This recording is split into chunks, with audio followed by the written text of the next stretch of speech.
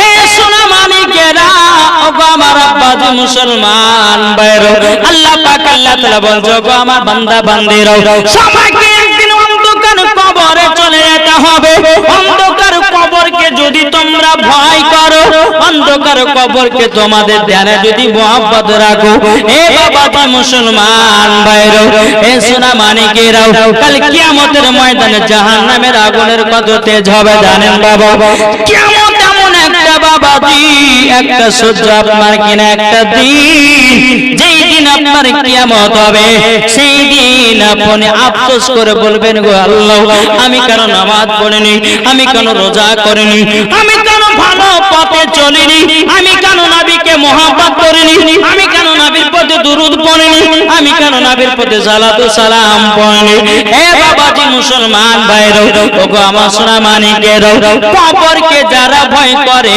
আমার নবীজি বলতেছে তাদের দ্বারাতে গুনাহ বলতে কিছুই নাই জোরে বলুন সুবহানাল্লাহ বেরাদার ইসলাম মুআদ্দাস মানিকেরা ইমাম হাসান ইমাম হুসাইন বলতেছে বলো গো মা জননী আমার আব্বা যখন মদিনা থেকে আসবে আমাদেরকে উঠাবেন আমরা চারজনাতে চারটা খেজুর খেয়ে রাত্রিটা পার করে দেব জোরে বলুন না সুবহানাল্লাহ হযরত আলী রাদিয়াল্লাহু তাআলা নও বাবাজি মদিনা থেকে কাজ করে এক পা দুপা করে বাড়িতে এসেছেন আসার পরে দরজায় হাজির খাতুন জান্নাত মা ফাতেমা রাদিয়াল্লাহু তাআলা নও তিনি বলতেছে বলো গো আমার স্বামী আপনি যে মদিনার বাজারে গেলেন আমার বেটাদের জন্য কিছু কিনে এনেছেন নাকি বেরাদার ইসলাম মুআদ্দাস মানিকেরা হযরত আলী রাদিয়াল্লাহু তাআলা নও তিনি বাবা চোখের আপনার কিনা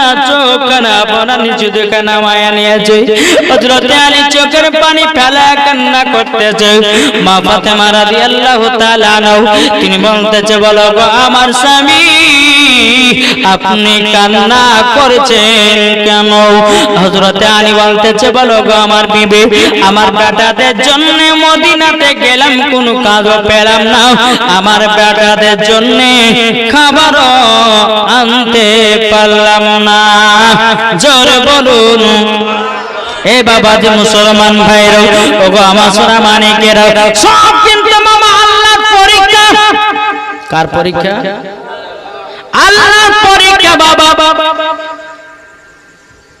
আল্লাহ পাক আল্লাহ তাআলা বলতেছেন যারা ইমাম হাসান ইমাম হোসেনকে সঠিকভাবে মহব্বত করে নেবে মরার পরে ওই ব্যক্তিরা জান্নাতি জোরে বলেন নাকি বুঝছেন তাই কই বলতেছে জন্ম আমার নবী যোগে হলে কেমন হতো জন্ম আমার নবী যোগে হলে কেমন হতো দোনয়নে রাসূল পাক দোনয়নে রাসূল পাক দেখিলে কেমন হতো জন্ম আমার নবী যোগে হলে কেমন হতো জোরকান সুবহানাল্লাহ আস্তো বেশে হাজারতি বেলালের মধুর আজান যে আজানে ইয়াতই প্রেম মুগ্ধ রহমান দয়া নবীর পেছে নামাজ পড়লে কেমন হতো জন্ম আমার নবী যুগে হলে কেমন হতো দিনে কতই আলোচনায় থাকতাম আমি আদম সামনে রাসূল পাক হতো পাশে সাহাবাগণ জোরে দিনে কতই আলোচনায় থাকতাম আমি আদম সামনে রাসূল পাক হতো পাশে সাহাবাগণ আবু বকর উমর সুমন আলী করো বাবা যে মুসলমান ভাইরা এই সোনা মানিকেরা বিরাদার মা ফাতেমা রাদিয়াল্লাহু তাআলা আনহা তিনি বলতেছে বলো গো আমার স্বামী আপনার কাছে একটা আবেদন করব আমার বেটারা 3 দিন ধরে অনাহারে পড়ে আছে আমার বেটাদেরকে কোরআন তেলাওয়াত শোনায়া ঘুম পাড়ায় দিয়েছি এই আমার স্বামী গো আপনি তো খাবার দেননি কোনো অসুবিধা নাই আমার বেটারা ঘুমায়া গেছে আজকে ঘুমিয়ে যাক কাল সকাল বেলাতে আমার বেটাদের জন্য খাবারের ব্যবস্থা করব জোরে বলুন না সুবহানাল্লাহ সকাল যখন হলো বাবা ইমাম হাসান ইমাম হোসেন বলতেছে বলো গো মা জননী ওগো মা জননী আমাদেরকে খাবার খেতে দেন 3 দিন পার হয়ে 3 দিন পার 4 দিনের সকাল বেলাতে বলছে মা আমাদেরকে খাবার দিবে কি গো মা ও মা জননী কি খাবার দিবে গো মা খাতুনে জান্নাত বলছে বেটারা চিন্তা করো না আজকে আমি তোমাদেরকে খাবার খাওয়াবো জোরে বলুন সুবহানাল্লাহ বেরাদার ইসলাম মাদান সামানিকেরাও এই সোনা মানিকেরাও খাতুনে জান্নাত মা ফাতেমা রাদিয়াল্লাহু তাআলা আনহা তিনি বাবা যাই নামাজ কানা নিয়ে 2 রাকাত নফল নামাজ পড়লেন নফল নামাজ পড়ার পরে আল্লাহর কাছে হাত তুলে দোয়া করতেছে বলে আল্লাহ গো আমার বেটারা 3 দিন থেকে 4 দিন অনাহার আছে গো আল্লাহ ওগো রব্বুল আলামিন ওগো আল্লাহ আপনার কাছে একটাই আবেদন করব আমার বেটাদের জন্য খাবারের ব্যবস্থা করে দিন জোরে বলুন না সুবহানাল্লাহ যেই মা ফাতেমা দোয়া করলে বাবা কারেন্টের মতো দোয়া কবুল হয়ে যায় আর আমাদের ঘরের মা বোনেরা যদি দোয়া করে যদি বলে যে আল্লাহ পানি হয় না তো বাবা যে পানি হবে কি গো মা ফাতেমা জীবনে কোনোদিন বাবা মিথ্যা কথা বলতেন না আর আমাদের ঘরের মা বোনেরা এরা মিথ্যা ছাড়া এক ধাপ চলে না এই তো বাবা আমাদের ঘরের মা বোনেরা বেরার ইসলাম মাদান সামানিকেরা ও মা বোনেরা মা ফাতেমা কার নাম জীবনে কোনোদিন একটা মিথ্যা কথা বলেনি তার নাম হলো মা ফাতেমা মা ফাতেমা কার নাম স্বামীর সেবা করাতে কমতি ছিল না তার নাম হলো মা ফাতেমা জীবন কোনদিন ঝগড়া করত না তার নাম হলো মা ফাতেমা বেরাদার ইসলাম মাদান সামানিকেরা মা ফাতেমা কার নাম দিলেতে বাবা চুল পরিমাণে হিংসা ছিল না তার নাম হলো মা ফাতেমা মা ফাতেমা কার নাম জীবন এক ওয়াক্ত নামাজ কাজা করে না আর আমাদের ঘরের মা বোনেরা বাবা দিয়ারা জীবনে এক ওয়াক্ত সিরিয়াল কাজা করে না এটাই হলো আমাদের মায়েদের পরিচয় কিন্তু বাবাজি মুসলমান এই সোনা মানিকের মা ফাতেমা দোয়া করলেন বলে আল্লাহ গো আমার বেটাদের জন্য খাবারের ব্যবস্থা করে দিন আল্লাহ পাক আল্লাহ তাআলা বলতেছে হে জিবরিল আমিন তাড়াতাড়ি করে যাও জান্নাত থেকে ভালো ভালো খাবার পৌঁছে দাও জোরে বলুন সুবহানাল্লাহ বেরাদার ইসলাম মাদান সামানিকেরা এই সোনা মানিকেরা যখন বাবাজি মা ফাতেমা রাদিয়াল্লাহু তাআলা আনহার বাড়িতে বাবাজি সুন্দর সুন্দর বিরিয়ানি পোলাও কত রকমের জান্নাতের খাবার বাবা সামনে হাজির আমার মা ফাতেমা রাদিয়াল্লাহু তাআলা আনহা ইমাম হাসান ইমাম হোসেনকে ডেকে বলছো গো বেটারো নাও তোমরা খাবারটা খেয়ে নাও ইমাম হাসান ইমাম হোসেন বাবা খাওয়া দাওয়া করার পরে বলছে মা এটা কোথিকার খানা তখন বলছো গো বেটারো এই খানা কোন দুনিয়ার খানা না এই খানাটা হলো জান্নাতের খানা জোরে বলুন সুবহানাল্লাহ জান্নাতের খানা জান্নাতের খানা বেরাদার ইসলাম মাদান সামানিকেরা এর নাম হলো মা ফাতেমা আমাদের জন্য এ বাবাজি মুসলমান ভাইরা আমাদের জন্য দান করে দিয়েছে রে বাবা তাইলে বলো আমরা কি তিনাকে দান করতে পারি না কি গো যে ইমাম হোসেন কারবালাতে আমাদের জন্য দান হয়েছে। আচ্ছা বলুন, আমরা কে তিনার জন্য দান করতে পারি না? কি গো, এই কথা বলেন না? কে কে দান করতে পারে একটু হাত তুলে দেখান। শেষ নাকি? আচ্ছা বলুন, ইমাম হোসেনকে কে কে মহব্বত করে? আপনার হাত তুলে দেখান, মহব্বত কে করেন? হাত নামাবেন না, হাত তুলেন না, অসুবিধা কোথায়? কষ্ট হচ্ছে নাকি হাত তুলতে পারে? এই জান্নাতি বাগানে যতক্ষণ হাত তুলে থাকবেন, আল্লাহ বলতেছে হাত গেলাকে জান্নাতে বানাবেন। কি করবেন তখন? যারা হাত নামিয়েছে তারা তো জান্নাতি হবে না। হাত তুলেন, যা এই হাত তুলেন না গো, যারা যারা হাত তুলেন হাত তুলেন না। বাবা যে মুসলমান সোনামানি, আচ্ছা বলেন তো, ইমাম হোসাইনের নামে কেউ কেউ দুইটা ভাই 1000 টাকা দিয়ে দেবেন? ইমাম হোসাইনের নামে আছেন কেউ?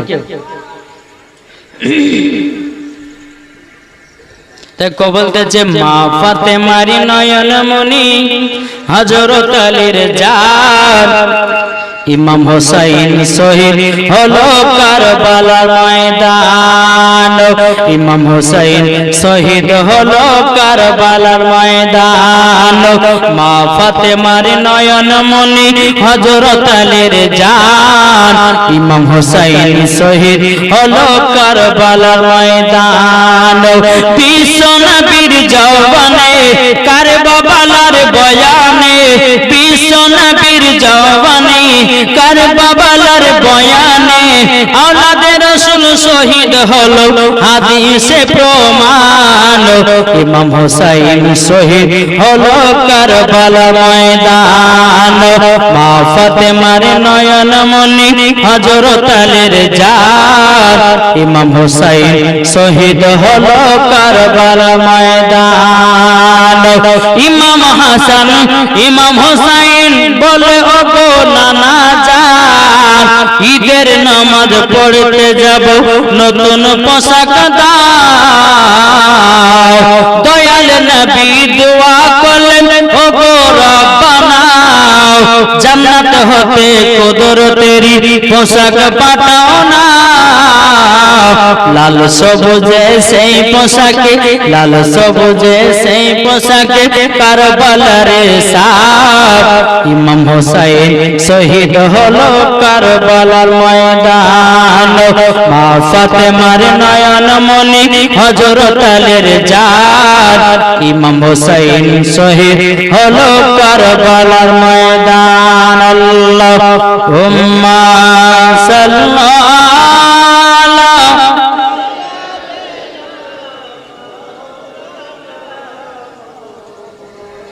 ওয়ালা আলে সাইয়্যিদিনা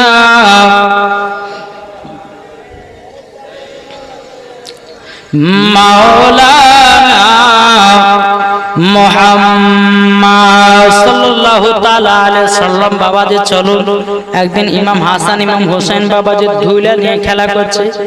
কি নিয়ে? ধুলা। দু ভাই ধুলাকে নিয়ে খেলছে। একদিকে আছে কম, একদিকে আছে বেশি। ইমাম হাসান বলছে বেশিটা আমি নেব, ইমাম হোসেন বলছে না বেশিটা আমি নেব। ইমাম হাসান বলতেছে আমি বড়, আমি বড়টা নেব। ইমাম হাসান হোসেন বলতেছে আমি বড়, আমি বড়টা নেব। বেরাদর ইসলাম মুআজ্জাজ সামানিকেরাও, হে সোনামানিকেরাও, ইমাম হাসান ইমাম হোসেন বলতেছে গো ভাই তাহলে চলো, তুমি বড় না আমি বড়, আমার মার কাছে ফয়সালা নেব। জোরে বলুন সুবহানাল্লাহ। তখন বলতেছে একদা একদা ইমাম হাসান করতেছে বয়ান, কার বড় শান ইমাম হাসান হাসান। ইমাম হাসান ইমাম হোসেন বলে ও গো আম্মা জান, দু ভাইয়ের মধ্যে কে বড় তুমি বলে দাও। ইমাম হাসান ইমাম হোসেন বলে ও বোন আম্মা জান দু ভাইয়ের মধ্যে কে বড় বলে দাও। খাতুন জান্নাত কে বলছে, বলে মা আমাদের দুই ভাইয়ের মধ্যে কে বড় আর কে ছোট একটু বলুন তো। খাতুন জান্নাত চিন্তা করছে, আল্লাহ গো ইমাম হাসানকে যদি আমি বড় বলি তো ইমাম হোসেন রাগ করবে, আর ইমাম হোসেনকে যদি বড় বলি ইমাম হাসান রাগ করবে, তাইলে পরে কাকে বড় বলবো?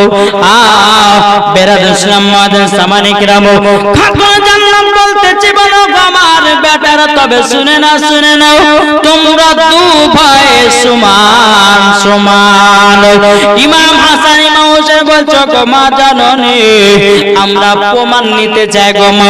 বেরাদুল ইসলাম মাদান সামানি কিরাম ইমাম হাসান ইমাম হোসেনকে বলতেছে এই বেটারা তোমাদের মধ্যে কে বড় কে ছোট ফয়সালা দিয়ে দিতেছি, তোমরা এক কাজ করো, তোমরা দু ভাইয়ের সিলেট আর পেন্সিল নিয়ে আসো। বাবা যে সিলেট আর পেন্সিল নিয়ে আসা হলো, বলতেছে গো বেটারা যার নাম আগে লিখে আমার কাছে জমা করবা সেই হবে বড়, যে পেছে জমা দেবে সে হবে ছোট। বলে যে আগে লিখে জমা দিবে সে হচ্ছে বড়, আর যে লাস্টে দেবে সে হচ্ছে ছোট। দুই ভাই সিলেট আর পেন্সিল নিয়ে বাবাজি নাম লিখতে লাগলো। জোরে বলুন সুবহানাল্লাহ।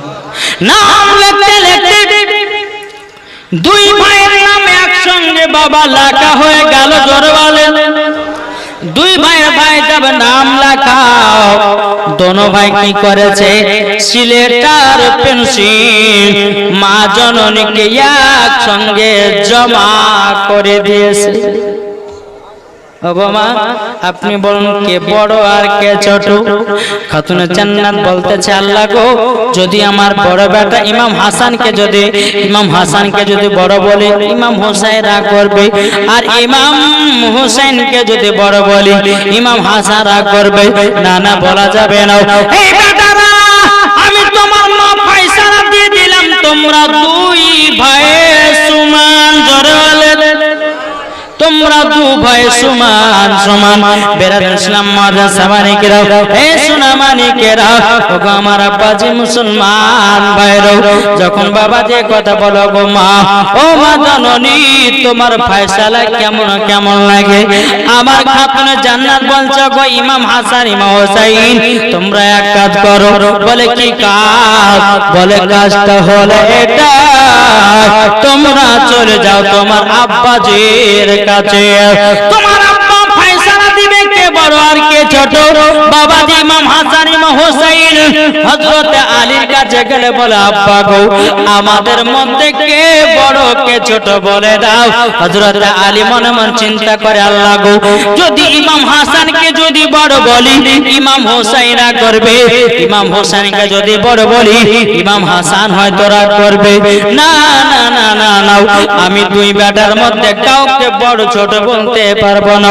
হযরত আলী রাদিয়াল্লাহু তাআলা আনহু তিনি বলতো আমার বেটারা তোমরা শুনে নাও তোমরা দুই ভাই সমান। জোরে বলুন সুবহানাল্লাহ। দুই ভাই তোমরা সমান। বেরাদার দুই ভাই সমানের কথা যখন বাবাজি বলেছেন, বলো গো আব্বা জান আপনি তো দু ভাইকে এক করলেন, আমরা এই ফয়সালা মানতে পারবো না। ও গো আব্বা আমরা পরীক্ষা চাই কে বড় কে ছোট। বেরাদুল ইসলাম মাদান সামানি কিরাম হযরত আলী রাদিয়াল্লাহু তাআলা আনহু তিনি বলতেছে হে আমার বেটারা তবে শোনো গো শোনো, ওই যে একটা বেদানার গাছ দেখা যায়, ডালিমের গাছ দেখা যায়, ওই ডালিম গাছ থেকে দুইটা তোমরা ডালিম পেড়ে নিয়ে আসো। বাবা যে দুই ভাইয়ের দুইটা বেদানা পেড়ে নিয়ে আসলো। বেদানা পেড়ে নিয়ে আসার পরে বলতে যাবো বেটারাও তোমরা বেদানা গুলোকে ভালো করে ছাড়াও, এবং ছাড়ানোর পরে তোমরা বেদানার দানা গুলো গুনতে শুরু করো। গুনতে গুনতে গুনতে গুনতে বাবাজি দুই ভাইয়ের একই সমান গোনা হয়েছে। জোরে বলুন একই সমানে জমা হয়েছে। বেরাদর ইসলাম, হযরত আলী বলতেছে, বলো গো বেটা তোমার কটা দানা? তো বলছে, বলো গো আব্বা জানো আমার হলো অমুকটা দানা। তখন বলতেছে, ভা বেটা গো তোমার কত দানা? বলতেছে, আব্বা গো আমারও একই দানা, একই দানা। বাবা যে কিতাবের মধ্যে পাওয়া যায়, ইমাম হাসান ইমাম হুসাইনের বাবা বেদানার দানাগুলো ছিল বাবাজি 72টা করে। জোরে বলুন সুবহানাল্লাহ। দানা ইমাম হাসান ইমাম হুসাইন বলছে, আব্বাজান কি বড় কে ছোট? এই বেটা তোমাদের দানাগুলো সব সমান সমানই আছে, তোমরা দু ভাই বড়। জোরে বলুন সুবহানাল্লাহ। তোমরা দু ভাই সমান। বলা আব্বাজান তোমার বিচার ফায়সালা কেমন কেমন লাগে? তোমার বিচার কেমন লাগে? তবে আমরা চলে যাব নানাজির কাছে। জোরে বলুন না, নানাজির কাছে যাব। বেরাদর ইসলাম মুআজ্জাজ সামানি কিরাম, নানাজির কাছে গিয়ে বলছে, লাব্বাইক ইয়া রাসূলুল্লাহ, লাব্বাইক হাবিবাল্লাহ। গো নানাজি, ও গো নানাজি, আমাদের দুই ভাইয়ের মধ্যে কে বড় কে ছোট তুমি বলে দাও। কি বড় আর কে ছোট? ও গো নানাজি বলুন। ইমাম হাসান ইমাম হোসেন যখন নবীকে বললেন, আমার নবী মনে মনে চিন্তা করছে, আল্লাহ গো ইমাম হাসান ইমাম হোসেনের মধ্যে কাউকে যদি বড় বলি তো ইমাম হাসান আকবর, তো এক কাজ করি, বলো তোমরা দুজনাই সমান। জোরে বলো, তোমরা দুজনাই সমান। ইমাম হাসান ইমাম হোসেন বলছে, গো নানাজি আমার আব্বা মা দুজনাই সমান, আমাদেরকে বলেছে গো নানা, তবে আপনার কাছে শেষ ফয়সালা একটা প্রমাণ পেতে চাই। আমার নবীজি বলতেছে, গো ইমাম হাসান ইমাম হোসেন, তবে শোনো গো শোনো, একটা আপেল কেটে দিলাম, একটা আপেল কেটে দিলাম, একটা হলো বেশি আদগান, একটা হলো কম আদগান। আমার নবীজি বলছে, গো আমার নওয়াজ রাসূলেরা বেশি আদগান করে একটা আপেলকে কাটলাম, আকাশে উড়াইয়া দিলাম, চারদিকে বেশি আপেলটা পড়বে সে হলো বড়, আর যে চারদিকে ছোট ফাঁকের আপেলটা পড়বে সে হবে ছোট। জোরে বলুন সুবহানাল্লাহ। এ বাবা যে মুসলমান ভাইরা, ওগো আমার সূরা মানিকের, আমার নবী যে আপেলটাকে আপনার বেশি আদগান করে কাটলেন, কাটার পরে আসমানের দিকে বাবা চালায়া দিল। আল্লাহ পাক আল্লাহ তাআলা বলছো, গো আমার জিবরিল আমিন, তবে শুনে নাও শুনে নাও, ওগো আমার জিবরিল আমিন, আপেলটাকে সমান সমান কেটে দাও।